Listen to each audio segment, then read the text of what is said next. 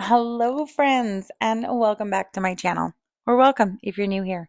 My name is Brandy, and I am the owner and creator of Boundless Treasures Boutique. And today we are going to be doing this really fun hydro dipped glittered camper mug with some gold flake accents. Everything that I have used today will be listed and linked below if it is still available in the description box, along with my affiliation and discount codes if you want to sneak a peek at any of those and save some money on some materials. With that, let's go ahead and jump right in. Don't forget to like and subscribe. And of course, a huge thank you to all of my mentorship members and subscribers. Your support is incredible. So what you're going to need is a bucket and you're going to need some water. I am using a bucket from Home Depot and water from my sink faucet. Its temperature is just cold. I didn't really fiddle with the temperature. From there, you're going to want spray paints or marbling inks of your choice. I chose green and gray. They seemed like the perfect palette for a St. Patty's Day tumbler without being St. Patty's Day themed. From there, you're going to spray your colors into the bucket.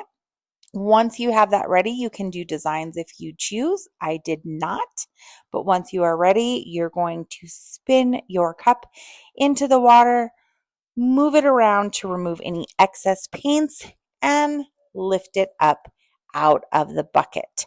From here, you're going to want to allow it to completely dry, and then you will be ready to move into the next step.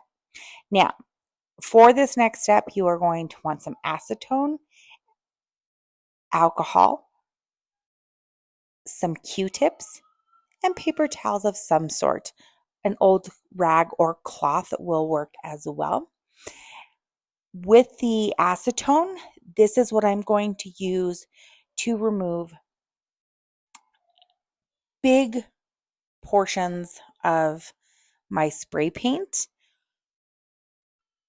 So you'll see here, there is an area that has on the bottom. We're going to use the acetone to remove all of that. Now, I am sure that you could have wrapped the bottom to avoid this altogether. I just didn't think of it or have time to think of it or do it for that matter. But again, you can wrap your bottom if you aren't designing or creating on the bottom. That would alleviate having to do this. But acetone is going to take off a majority of your paint far quicker than alcohol. Your alcohol you're going to use to clean up. So any areas that you see that you are just like, oh man, this looks a little foggy, or I wish this was a little bit less pigmented, your alcohol ink is what you're going to want to use there. You can go in with the Q-tips to get the finer detailing, and you'll see that I go through that and do that here, and you'll be able to see where I'll do that here throughout this portion of the video, and you're just going to want to do that until the design is really how you want it to be. So I'm going to allow this to play through so you can see what I've done, and then I will meet you guys back in the next step.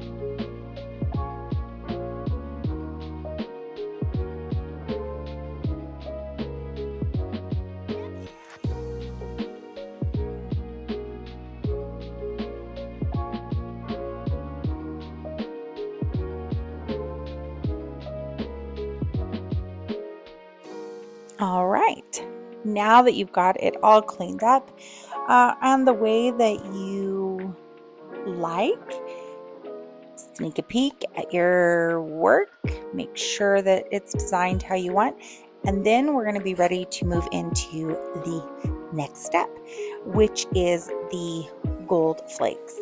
So here I am using metal foil flakes and Southern Belle's foil adhesive, and I'm just going to use a very, very small, this is like an eyeliner pencil, and I am going to, not an eyeliner pencil, an eyeliner brush. It's a makeup brush with a very fine point, and I'm just going to put some very irregular lines with the foil glue.